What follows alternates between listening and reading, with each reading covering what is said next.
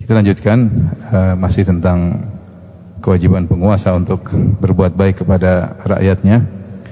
Wa Nabi Hurairah radhiyallahu anhu qala Rasulullah sallallahu alaihi wasallam, Rasulullah sallallahu bersabda, kanat banu Israil tasusuhumul anbiya'u.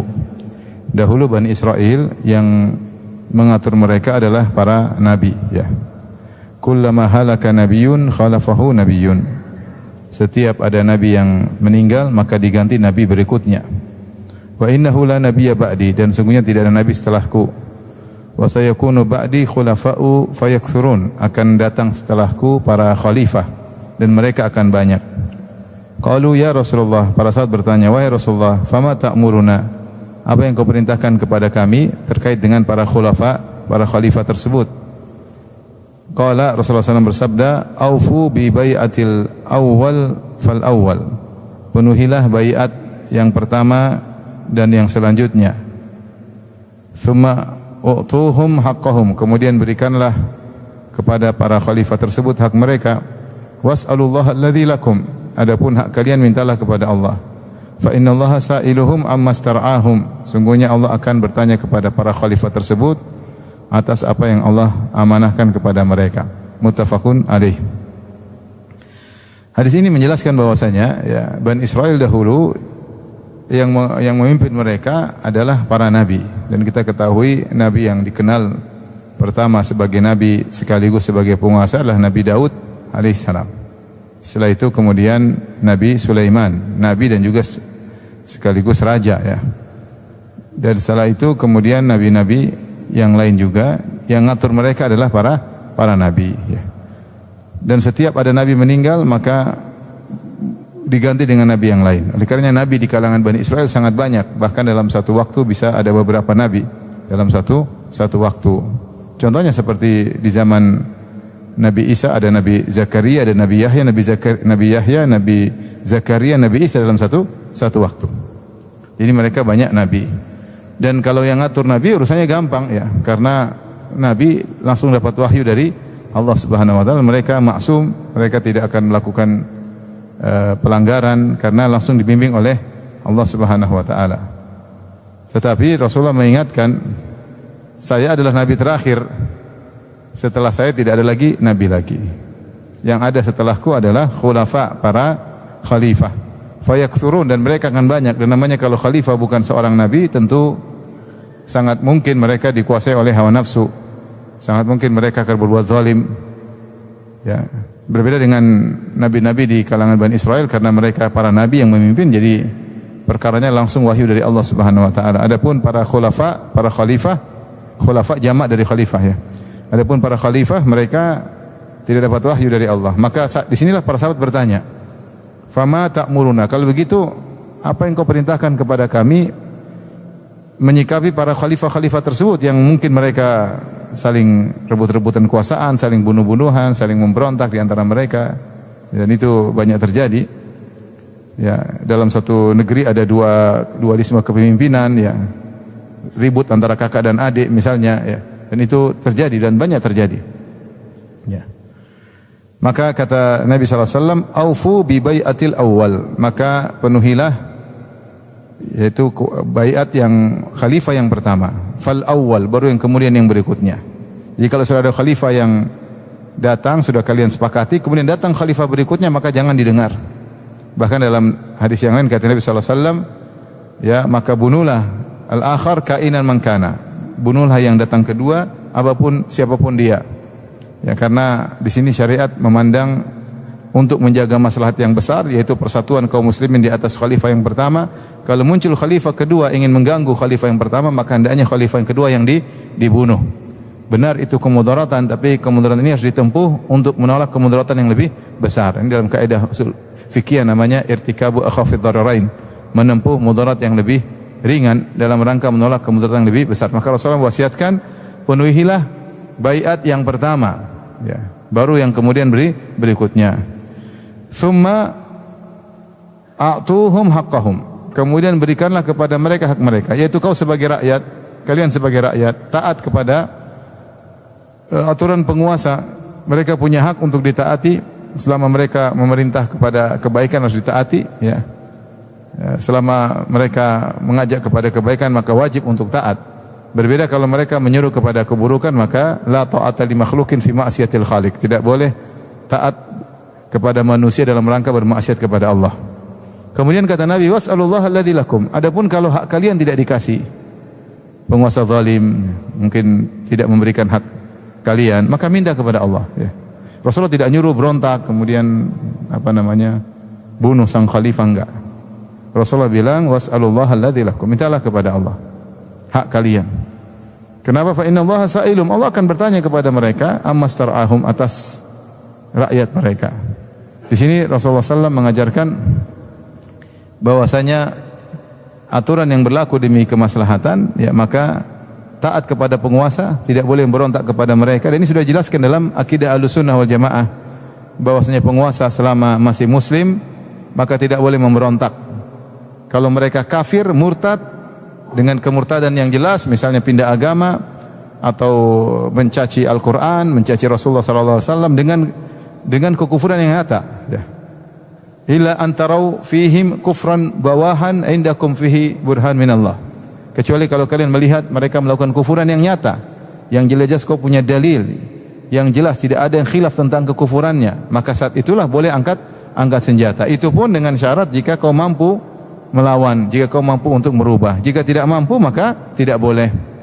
Jadi akidah Ahlussunnah wal Jamaah disebutkan dalam buku-buku akidah, selama penguasa masih muslim, meskipun dia zalim, meskipun dia pelaku dosa besar, meskipun dia pelaku maksiat, yang ada hanya memberi nasihat semaksimal mungkin, tapi tidak boleh angkat senjata memberontak. Dan ini membedakan antara akidah Ahlussunnah dengan Khawarij dan Mu'tazilah. Kalau Khawarij mengatakan penguasa pelaku dosa besar kafir, maka harus dibunuh. Demikian juga Mu'tazilah mengatakan penguasa pelaku dosa besar wajib dilengserkan, dan itu adalah kewajiban. Adapun dengan cara apapun, adapun Ahlussunnah wal Jamaah enggak, bahwasanya selama mereka masih muslim berusaha menasihati dengan cara yang baik, dengan semaksimal mungkin, tidak boleh memberontak. Kecuali kalau kafir. Kalau sudah kafir, apakah wajib memberontak? Lihat lagi, karena amar ma'ruf nahi mungkar dibangun di atas maslahat. Kalau memiliki kekuatan untuk melengsarkan pemimpin kafir, maka lakukan. Jika tidak, maka hendaknya bersabar. Rasulullah mengatakan, kalau kalian tidak diberikan hak kalian, mintalah kepada Allah Subhanahu wa taala. Ini ujian hidup. Dapat penguasa zalim, hak rakyat ditahan, maka Rasulullah tidak suruh angkat senjata, perangi, bunuh, singkirkan, lengsarkan dengan paksa, enggak. Tapi mintalah kepada Allah, mereka akan dimintai pertanggungjawaban. Para penguasa akan dimintai pertanggungjawaban, ya. Taib, ini peringatan kepada para penguasa, ya, yang tidak memberikan hak rakyat, maka mereka akan diberdirikan di hadapan Allah Subhanahu wa taala, dan Allah akan menghisap mereka, meminta pertanggungjawaban atas apa yang mereka lakukan. Dan semakin banyak rakyat, maka semakin besar tanggung jawab di akhirat kelak, ya. Tentu tidak sama kerajaan yang atau negara yang rakyatnya cuma mungkin 20 juta, 30 juta. Tidak sama dengan seperti kita, berapa juta? 280 juta yang ada KTP-nya, yang enggak ada KTP-nya. Tentunya perkara besar, ya, perkara besar, ya. Tidak mudah menjadi seorang penguasa, ketanggung jawabnya sangat besar. Tapi kalau seorang penguasa sudah berusaha semaksimal mungkin, kaidahnya fattaqullaha mastata'tum, bertakwalah semampu kalian. Maka yang di luar kemampuan dia, Allah tidak akan bebani. La yukallifullahu nafsan illa wus'aha. Allah tidak di luar kemampuan. Tapi jika dia malas-malasan, tidak bersungguh-sungguh, maka dia akan binasa pada hari kiamat kelak. Hadis berikutnya, wa an A'idh bin Amr radhiyallahu anhu annahu dakhala ala Ubaidillah bin Ziyad faqala lahu ayya bunayya. A'idh bin Amr radhiyallahu anhu, dia masuk menemui Ubaidillah bin Ziyad, itu seorang penguasa. Kemudian dia berkata, wahai putraku, yaitu panggilan penuh kasih sayang. Dia lebih tua, ini penguasanya masih muda, maka dia panggil ya bunayya, wahai putraku. Inni sami'tu Rasulullah sallallahu alaihi wasallam yaqul, aku mendengar Rasulullah sallallahu alaihi wasallam bersabda, inna syarra ri'a al-hutamah. Sungguhnya seburuk-buruk penggembala, ya, adalah al-hutamah, yaitu yang menggiring gembala dengan kasar. Penggembala kambing atau onta dengan kasar, didorong dengan kasar, dicambuk dengan kasar, kemudian dibawa ke tempat air minum dengan kasar, ya, sedikit-sedikit dihajar, sedikit dipukul. Ini adalah seburuk-buruk penggembala, ya. Dia ingin menyampaikan, waspadalah kalau menggembalakan onta dengan kasar adalah buruk di sisi Allah, apalagi mengurusi manusia. Maka kalau ada penguasa yang merepotkan rakyatnya, memberatkan rakyatnya, urusan ini, bayar sehingga rakyat merasa berat, ya, merasa berat, seperti misalnya pajak yang berlebihan sehingga akhirnya menjadikan usaha pada rusak, usaha pada buyar, sehingga banyak pengangguran. Nah, ini merepotkan rakyat, ya, dibebani itu, harus bayar ini, harus bayar itu, urusan tidak bisa lancar, urusan susah, sengaja direpotkan oleh penguasa, ya, maka dia adalah orang terburuk di sisi Allah Subhanahu wa taala, ya. Maka seorang berusaha tidak merepotkan rakyat, tapi berusaha melakukan terbaik untuk rakyat. Jangan kasar dengan rakyat, jangan kasar dengan kata-kata, jangan kasar dengan perbuatan, ya. Jangan bersikap tangan besi, ya. Semua dengan kadar dan ukurannya. Bukan berarti tidak boleh bersikap tegas, boleh, tetapi jangan sampai kesannya menyusahkan rakyat secara umum, ya. Kalau ada perkasus, ya, permasalahan harus dikerasi, ditegasi, yaitu hak penguasa, ya. Fa iyyaka an takuna minhum.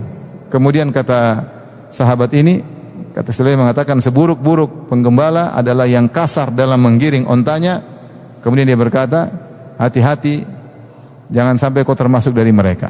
Jangan sampai kau termasuk dari mereka, yaitu dalam membimbing rakyat, dalam mengurusi rakyat, maka jangan kasar, jangan merepotkan mereka, ya.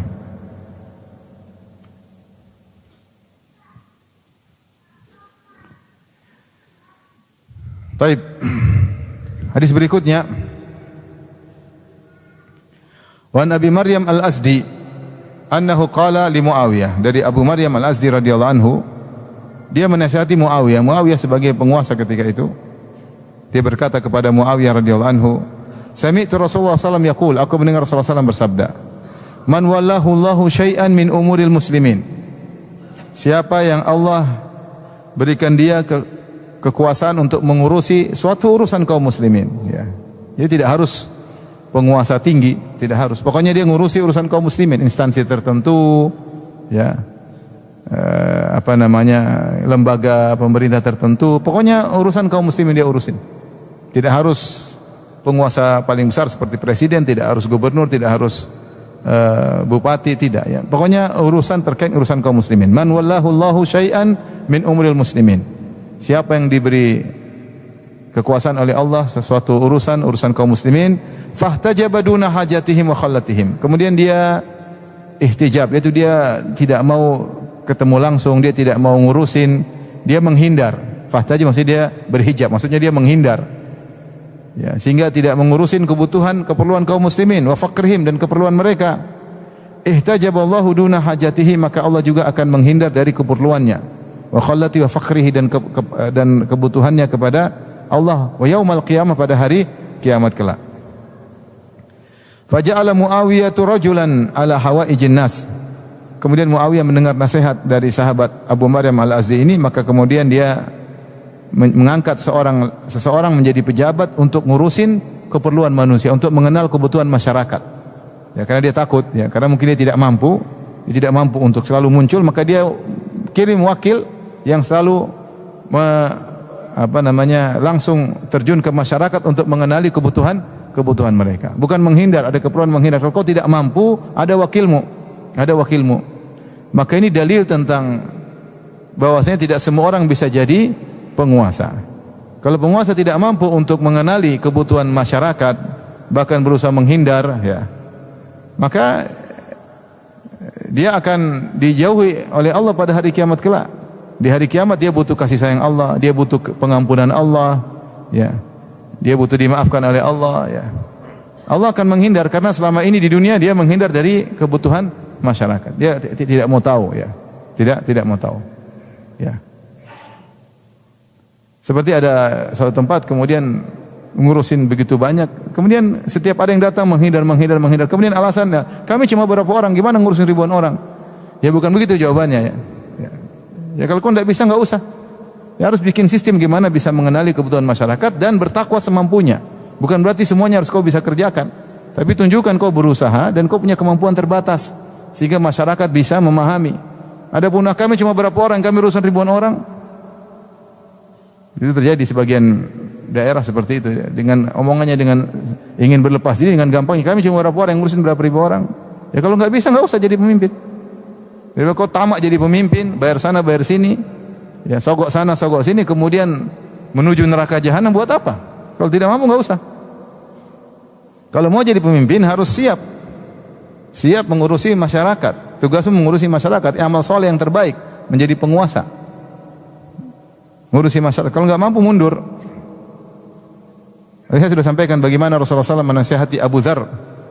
Ya, Rasulullah SAW berkata, Inni uhibbuka fillah wa inni araka dha'ifan. Ya. Saya mencintai engkau karena Allah, wahai Abu Dzar, dan aku melihat engkau adalah orang yang lemah. Ya. Fala tawallayanna ala itsnain. Jangan kau jadi pemimpin terhadap dua orang.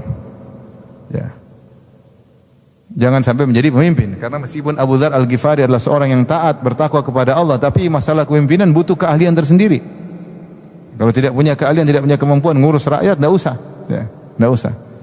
Maka ini peringatan keras kepada para penguasa, dan tidak mesti harus penguasa besar. Ya. Urusan rakyat, ya, urusan rakyat lah, urusan SIM, urusan surat-surat, urusan agraria, urusan apa saja. Ya. Kalau menghindar, ini bukan menghindar, malah merepotkan, suruh bayar, suruh sogok, binasa. Binasa, mending mundur dari sekarang. Uang yang didapati dari sogokan-sogokan itu cepat habis. Uang selesai itu sisa hisab. Ya. Makanya seorang harus menghadirkan di dalam benaknya, kalau dia diberi beban untuk ngurusi rakyat, itu adalah amal soleh. Maka dia berusaha semaksimal mungkin. Kalau tidak mampu, Allah akan beri. Maksudnya kalau dia sudah semaksimal mungkin, dia tidak bisa menyelesaikan, uzur di hadapan Allah. Fattaqullaha masata'tum, bertakwalah semampumu. La yukallifullahu nafsan illa wus'aha. Allah tidak memberi luar kemampuan. Adapun kau berusaha menghindar, cari alasan, duduk manis, tidak berusaha mengetahui urusan orang, atau mengangkat penjilat, ya. Penjilat ini cuma, oh aman bos, semua aman. Gimana aman? Orang kelaparan. Aman dari mana? Lapor selalu, bos, baik bos, baik bos, baik bos. Ini repot seperti ini. Ini tidak akan memberikan uzur kepada sang penguasa pada hari kiamat kelak.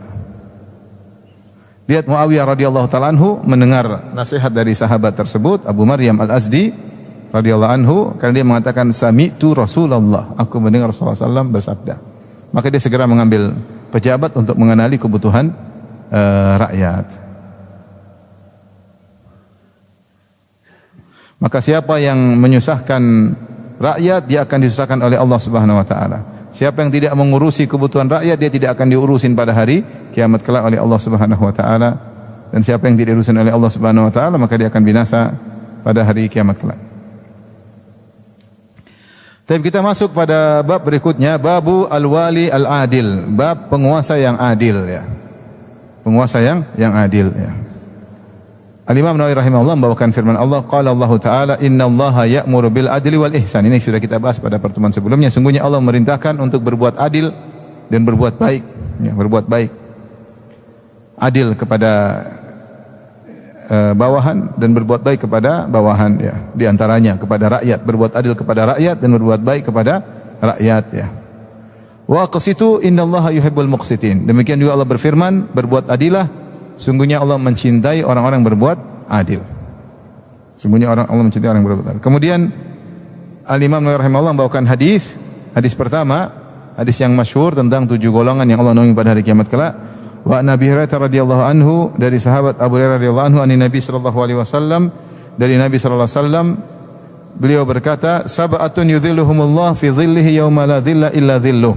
7 golongan yang Allah naungi pada hari kiamat kelak di bawah naungan Allah, yang tidak ada naungan kecuali naungan Allah Subhanahu wa taala. Maksudnya yaitu di bawah terik matahari yang jaraknya 1 mil, dan naungan tersebut maksudnya adalah fi dhilli arsyillah. Dalam sebagian riwayat disebutkan itu naungan arsy Allah Subhanahu wa taala, dan tidak ada naungan kecuali naungan Allah Subhanahu wa taala. Siapa 7 golongan tersebut? Pertama, imamun adil, imam yang adil. Yang kedua, syabun nasya'a fi ibadatillah, anak muda yang tumbuh dalam ketaatan kepada Allah. Wa rajulun qalbuhu mu'allaqun fil masajid, seorang yang hatinya digantung atau jantungnya digantung di masjid-masjid. Yang keempat, wa rajulani tahabba fillah ijtama alaihi wa tafarraqa alaihi. Dua orang yang saling mencintai karena Allah, mereka berkumpul karena Allah, mereka berpisah karena Allah. Wa rajulun da'atum ra'atun dzatu mansibin wa jamalin. Seorang laki yang dirayu oleh seorang wanita yang punya kedudukan, entah harta, entah kedudukan, wa jamalin, dan cantik jelita, untuk diajak berzina. Faqala inni akhafullah. Dia berkata, aku takut kepada Allah. Yang keenam, wa rajulun tasaddaqa bi sadaqatin fa akhfaha. Seorang bersedekah kemudian dengan suatu sedekah lantas dia sembunyikan sedekah tersebut. Hatta la ta'lama shimalu ma tunfiqu yaminu. Sampai yang tangan kirinya tidak tahu apa yang diinfakkan oleh tangan kanannya. Dan yang ketujuh, wa rajulun dzakarallaha khaliyan fa fadat ainah. Dan seorang yang mengingat Allah Subhanahu wa taala sendirian kemudian dia pun menangis. Dua matanya mengeluarkan air mata. Muttafaqun alaih. Kalau kita lihat 7 golongan ini semuanya orang-orang hebat ya. Dan amalan mereka berat ya. Imam yang adil sangat berat. Gimana imam adil? Enggak gampang. Ujian kesempatan ya besar untuk berbuat zalim, untuk memperkaya diri sendiri, memperkaya keluarga sendiri, untuk tidak adil, kemungkinan tidak adil sangat besar ya. Dan sangat sulit. Yang kedua kita lihat syabun nasya'a fi ibadatillah. Anak muda yang tumbuh dalam ketaatan kepada Allah. Ini juga susah, namanya anak muda pengen coba-coba, kepo. Kapan lagi katanya, kesempatan masih muda, nakal ya. Kalau udah tua kita pensiun, kita insaf. Padahal sebelum sampai tua udah meninggal dulu. Tapi ada anak muda yang tumbuh dalam ketaatan luar biasa ya. Makanya dalam disebutkan apa namanya? Ajaballah min syabin laisa lahu sabwah. Laisat lahu sabwah. Allah takjub dengan anak muda yang tidak punya kenakalan, dari muda sudah baik ya. Seperti sirah para ulama ya, bagaimana mereka sejak muda bertakwa kepada Allah, kemudian memang sudah rajin ibadah ya. Dan ini susah, apalagi zaman sekarang anak muda yang taat kepada Allah ya. Yang ketiga susah juga, rajulun qalbu mu'allaqun fil masajid. Seorang yang hatinya nyantol di masjid ya. Ini maksudnya dia keluar masjid tapi hatinya nyantol di masjid. Artinya dia selalu rindu ke masjid. Rindu ke masjid, nyaman di masjid ya. Kalau dia keluar dia nunggu kapan dikumandangkan azan agar dia bisa semangat ke masjid. Dia ke masjid dengan penuh semangat ya. Dari hatinya ya. Bukan dia senang kalau hujan, alhamdulillah hujan jadi uzur salat di rumah, bukan. Dia senang ke masjid, senang ke masjid. Sehingga kalau ada panggilan maka dia semangat ke masjid karena dia memang rindu ke masjid. Ini juga enggak gampang ya. Enggak gampang ya. Yang keempat, dua orang saling mencintai karena Allah, berpisah karena Allah dan bertemu karena Allah. Maksudnya persahabatan mereka bukan karena duniawi sama sekali, tapi karena Allah Subhanahu wa taala. Ini juga komitmen terhadap persahabatan karena Allah juga tidak mudah. Ada hak-haknya, aturan-aturannya. Yang kelima lebih susah lagi. Seorang dirayu wanita cantik jelita dan kaya raya, dan dia berkata aku takut kepada Allah. Antum mungkin enggak pernah ya seperti ini. Yang ada jelek yang merayu, miskin yang merayu ya. Adapun cantik kaya, ngapain rayu antum? Rugi katanya. Jadi ini luar biasa, orang ini diuji dengan ujian yang luar biasa. Karena kita tahu namanya wanita yang dicari oleh lelaki ya. Kalau cantik sekaligus kaya itu yang kita inginkan ya. Ini dirayu ya, dia yang mulai lagi. Kirim WA, kaifa haluk akhi. Tapi kemudian dia mengatakan, ini akhafullah, aku takut kepada Allah. Ini berat.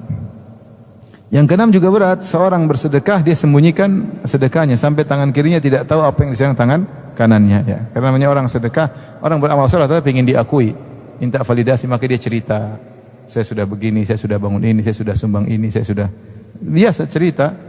Tidak ada lain, tidak niatnya untuk diakui agar diketahui bahwasanya saya juga sudah berbuat untuk Islam ya.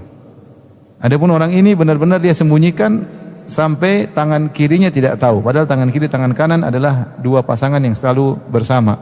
Kegiatan tangan kanan biasanya dibantu oleh tangan kiri, tapi ketika dia berbuat baik sampai sebagian anggota tubuhnya tidak tahu apa yang dilakukan oleh tangan kanannya, menunjukkan dia benar-benar menyembunyikan amal solehnya ya.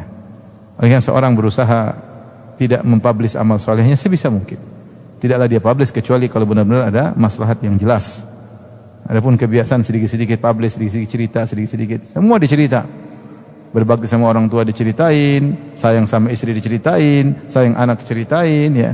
Berbuat baik sama tetangga diceritain. lagi umroh cerita, lagi haji cerita, semua dia ceritain. Yang tidak diceritain pas ngomelin istri aja. Semua dia ceritain. Lagi jalan-jalan naik motor bareng, lagi mesraan sama istri diceritain, dipublish. Ini kan amal soleh, sayang sama istri. Ya amal soleh, tapi tidak semua harus diceritain. Ya. Berusaha amal kita sembunyikan, lebih aman, ya, lebih aman, pahalanya juga lebih besar. Sampai-sampai dia sembunyikan, sampai tangan kirinya tidak mengetahui apa yang diifatkan oleh tangan kanannya. Ya. Kemudian yang terakhir, seorang yang tatkala bersendirian ingat Allah maka dia pun menangis. Ini semua amalan yang berat. Apa yang paling berat adalah yang pertama, imamun adil. Ini yang paling berat daripada seluruhnya. Oleh karenanya Nabi sebutkan dia yang pertama. Bahkan dalam sebagian perkataan Ibnu Taimiyah mengatakan bahwa imam yang adil adalah afdalul mujahidina fi zamanihi. Sebaik-baik mujahid di zamannya adalah pemimpin yang adil. Ya, kenapa? Karena kalau dia adil, yang merasakan keadilannya jutaan orang. Jutaan orang. Tapi kalau dia zalim, yang merasakan kezaliman juga jutaan orang. Maka seorang yang menjadi penguasa, dia di antara dua hal yang sangat besar. Sangat mudah meraih surga yang tinggi, atau sebaliknya sangat mudah masuk terjerumus dalam neraka yang dalam. Karena kebaikan dia maupun kezaliman dia terkait dengan banyak orang. Terkait dengan banyak orang. Dia kalau mengeluarkan satu keputusan yang baik, maka bermanfaat bagi jutaan manusia. Tapi kalau ternyata dia berbuat zalim, maka zalim juga kepada jutaan manusia. Dan Imam Adil ini mencakup segala kekuasaan, dijelaskan oleh Ibnu Hajar rahimahullahu taala, ya. Apakah raja, apakah presiden, apakah bupati, apakah gubernur, ya. Demikian juga pengambil keputusan, ya. DPR atau MPR atau misalnya yang penting dia punya anak buah, maka dia dikatakan seorang pemimpin. Bahkan seorang di rumahnya dia adalah pemimpin, dia harus adil kepada anggota keluarga, ya, kepada anggota keluarga, ya. Menteri misalnya yang mengambil keputusan tersebut terkait dengan kemaslahatan umat, ya, maka ngeri kalau dia tidak bersungguh-sungguh, dia asal-asalan buat keputusan, ya, kemudian akhirnya menzalim banyak orang, maka dia akan binasa pada hari kiamat kelak. Ngeri. Makanya apa kata Nabi sallallahu alaihi wasallam, "Inna rijalan yatakhawadhuna fi malillahi bighairil haqq, falahumun nar yaumal qiyamah." Sungguh sekelompok orang mengelola harta Allah, yaitu baitul mal, yaitu harta kaum muslimin tanpa hak, maka bagi mereka neraka pada hari kiamat kelak. Itu para ulama menjelaskan dia mengelola harta negara untuk kepentingan pribadinya, kepentingan keluarganya, kepentingan kelompoknya, kepentingan partainya, dia tidak adil, ya. Maka dia akan masuk neraka pada hari kiamat kelak.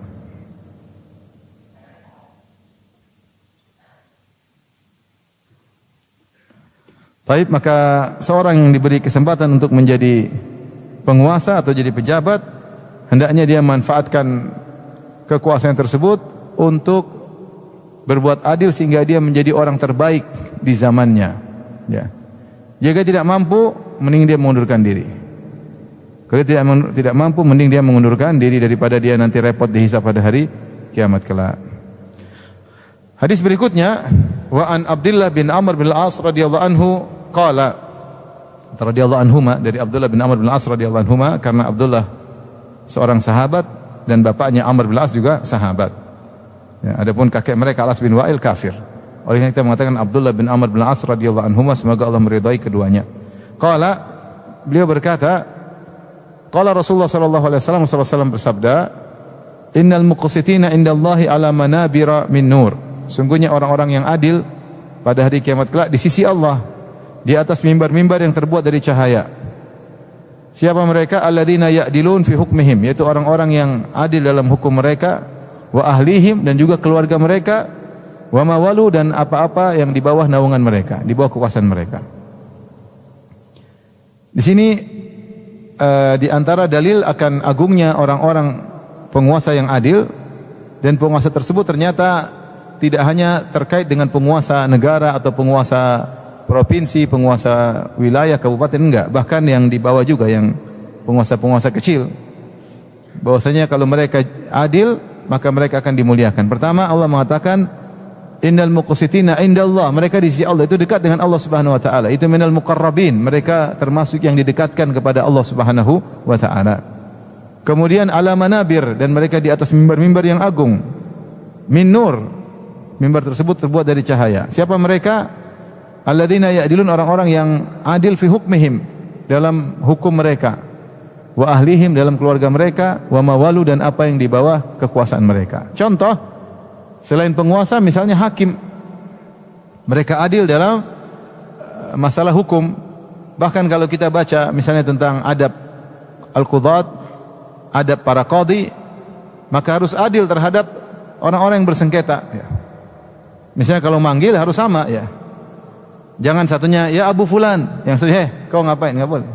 Kalau satunya dipanggil Abu, satunya juga Abu. Satunya dipanggil Pak, satunya dipanggil Pak. Gimana kabarnya Pak? Kau bagaimana? Ini enggak boleh. Enggak adil dia. Enggak adil. Atau ketika dia berhukum, dia memandang satu dengan pandangan serius, yang satu dia santai-santai sambil senyum. Itu namanya enggak adil. Dia enggak adil. Lo enggak usah jadi qadhi. Enggak usah jadi qadhi. Di luar lain, beda di dalam, ya. Makanya jadi qadhi enggak gampang, ya. Satu tanya dengan detail, satu cuma tanya sekedarnya, ya. Ya gimana mau adil, sudah dibayar di belakang. Susah. Gimana mau adil, ini saudaranya. Gimana mau adil, ini iparnya. Repot. Maka kalau dia bisa adil tanpa sungkan-sungkan, meskipun keluarganya, kerabatnya, temannya, ya, maka dalam berbicara dia harus adil, dalam memandang juga harus adil, ya. Maka dikatakan fi lahdhihi wa lafdhihi, seorang qadhi dia harus adil dalam pandangannya, dalam ucapannya. Jadi kalau satu dipandang dengan senyum, satu juga disenyumin. Kalau satu dengan tegas, satu pun ditegasin. Kalau tidak demikian, maka dia tidak adil kepada yang bersengketa.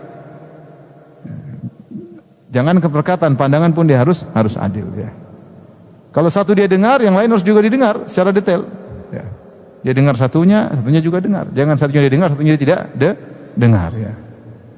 Maka menjadi qadhi harus adil, harus adil. Ya. Satu anak pejabat maka dia gampangkan, yang satu rakyat biasa maka dia habisi. Maka ini hakim seperti ini adalah finnar, di neraka jahanam.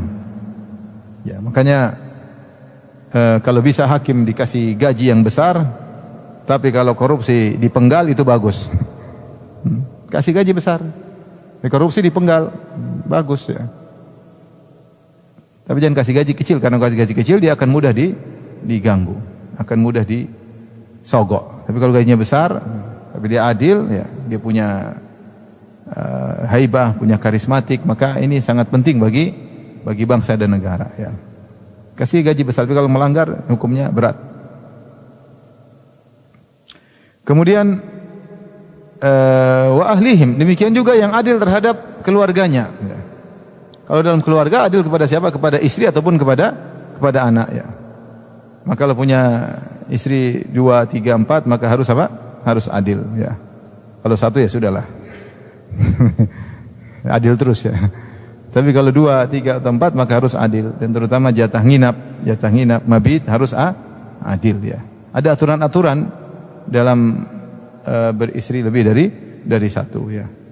Kalau tidak adil maka dia akan binasa pada hari kiamat kelak. Sebagaimana sabda Nabi sallallahu alaihi wasallam, "Man kanat lahum ra'atani famala ila ihdahuma jaa yaumul qiyamati wa shiqquhu ma'il." Siapa yang punya istri 2 dan dia condong kepada salah satunya, maka dia akan datang pada hari kiamat badannya miring. Dan ini menunjukkan dosa besar.